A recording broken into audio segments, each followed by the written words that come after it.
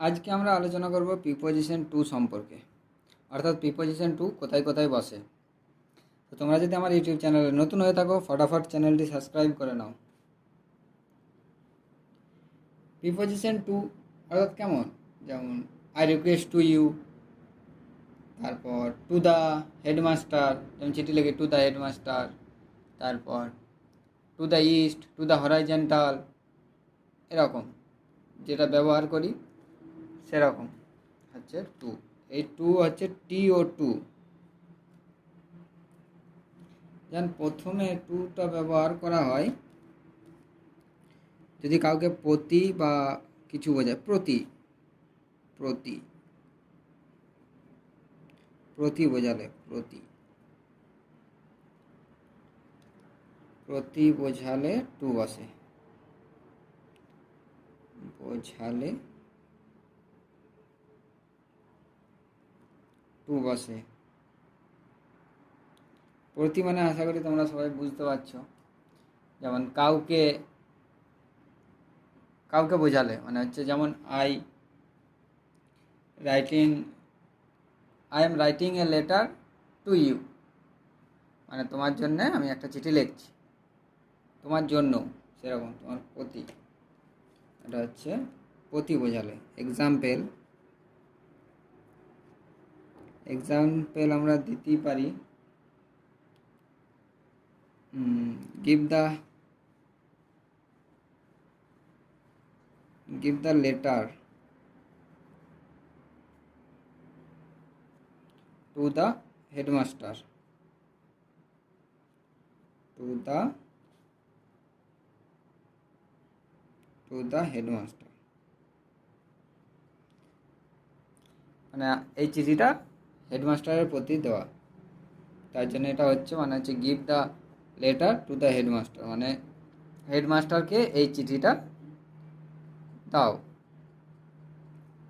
এখানে টু প্রতি বোঝাচ্ছে। তারপর I have a request to you, এটা প্রতি বোঝাচ্ছে। তোমার প্রতি আমার একটা রিকোয়েস্ট আছে, এটা তার মানে। অনেক রিকোয়েস্ট থাকে না এরর প্রতি, সেরকম সেও কোনো এরর প্রতি রিকোয়েস্ট বোঝালে সেখানে টু আসে। তারপর আছে কোনো দিক বোঝালে, কোনো দিক। 2 নম্বর হচ্ছে কোনো দিক বোঝালে টু বসে।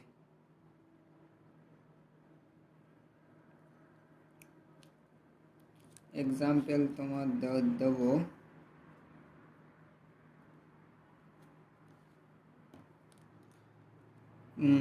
প্লিজ ওয়ার্ক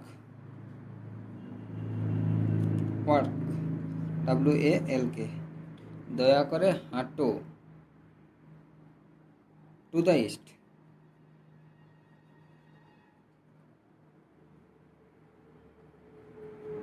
মানে পূর্ব দিক বোঝাচ্ছে, তার জন্য এখানে টু ব্যবহার করা হচ্ছে। কোনো দিক বোঝালেই টু প্রিপোজিশন ব্যবহার করা হয়। আরেকটা দিচ্ছি, আরেকটা উদাহরণ। কী দেওয়া যায়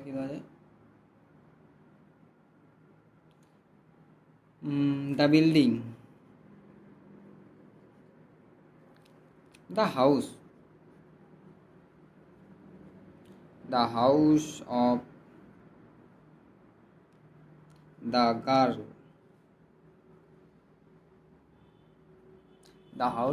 গার্ল, ঠিক আছে, interesting. Is to the north of the temple, সেই মেয়েটির বাড়ি তোমার মন্দিরের নর্থে, অর্থাৎ উত্তরে। তারপর 3 নম্বরটা হচ্ছে তোমার সময়ের ব্যাপ্তি।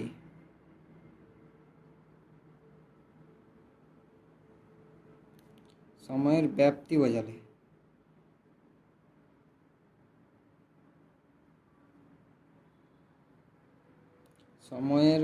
বোঝালে টু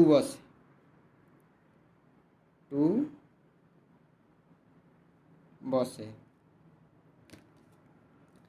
এটা হচ্ছে, আমার হাতের লেখাটা এমনিতে খুব খারাপ, তোমাদের পছন্দ হবে না, কিন্তু তাও হাতের লেখার উপরে ফোকাস করলে চলবে না। ব্যাপ্তি বলতে বুঝতে পেরেছো? ব্যাপ্তি মানে হচ্ছে তোমার এমনি সময় নয়, সময়ের আগে তো কখনো টু বসে, সময়ের আগে অ্যাট বসে, কিন্তু এটা হচ্ছে ব্যাপ্তি, মানে অনেকক্ষণ ধরে চলতে থাকবে সেরকম কোনো একটা সিচুয়েশন এলে সেখানে টু বসে। যেমন Ram playing, Ram plays. From, Ram plays from the morning.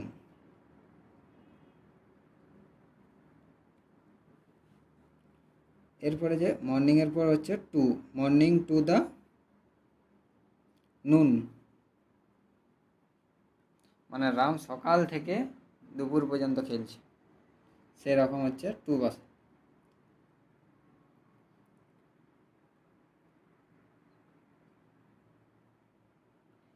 তারপর আরেকটা হচ্ছে যেমন কোনো সময়ের ব্যাপ্তি বলছে কিছুক্ষণ বাকি আছে এরকম, যেমন it is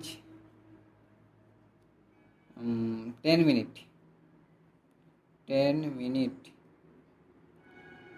two 10 minute to 9, 9 না 10, it is 10 minute to 10, it is 10 minute to 10 now। ঠিক আছে। তারপর আরেকটা হচ্ছে 4 নম্বর তোমার কোনো জিনিসের দৈর্ঘ্য বোঝালে কিংবা পরিসর, দৈর্ঘ্য বা পরিসর জানো নিশ্চয়ই তোমরা, কোনো দৈর্ঘ্য বা পরিসর বোঝালে, দৈর্ঘ্য বা পরিসর বোঝালে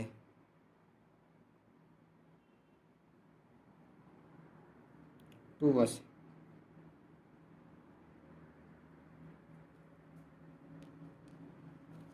যেমন এক্সাম্পল তো আমরা দিতেই পারি,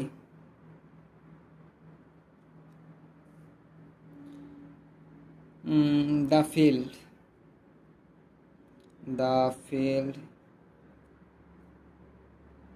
lies to the horizon, the field lies to the horizon।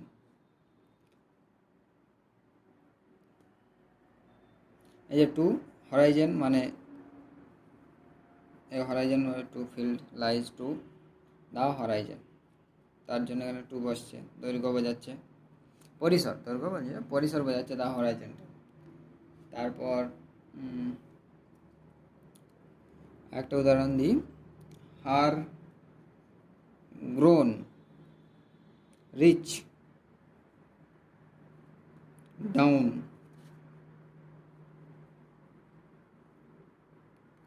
Two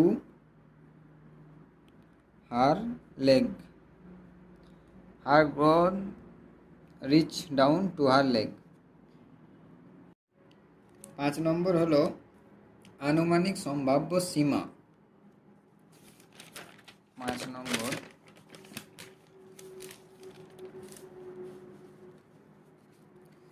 আনুমানিক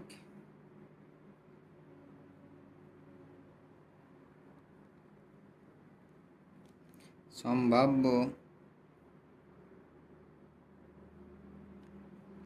সীমা বোঝাতে টু বসে।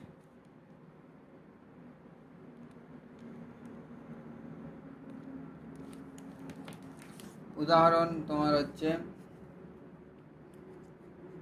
দ্য বয় ইজ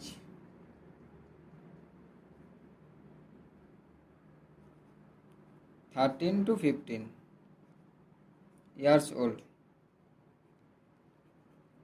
এখানে যে আনুমানিক 13 এবং 15 ঠিকঠাক হচ্ছে না, 13 বা 15 মধ্যে, তার জন্য হচ্ছে টু বসে। আরেকটা হচ্ছে the road is 10 feet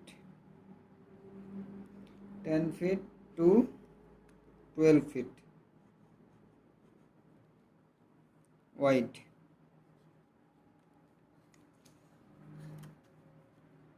10 foot বা 12 ফুট রাস্তাটা, এরকম বোঝালে দুটো একটা আনুমানিক অনুমান করে বোঝাচ্ছে, তো তার জন্য এখানে টু বসছে। কোনো একটা অনুমান কিছু হলে তার আগে টু বসবে। এবারে আজকে টুটা শেষ, এর পরের দিন ফর আসবে। ভিডিওটা কেমন লাগলো কমেন্ট করে জানাও, এবং তোমরা সবাই কমেন্ট করে একটা উদাহরণ দাও।